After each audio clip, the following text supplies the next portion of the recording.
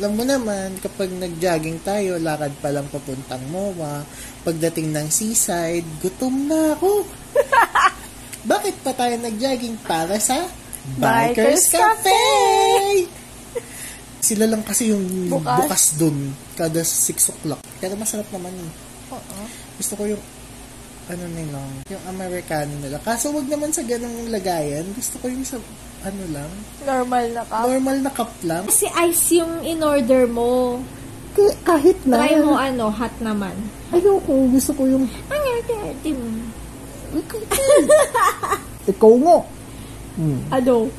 French toast. French toast ko din nung babaeng French toast ko Tsaka masarap yung beans nila. Oo. Yung halo ng beans nila. Gusto ko yung halo ng beans. Anong beans kaya yun? Hindi yun hunts, no? Ayun ko.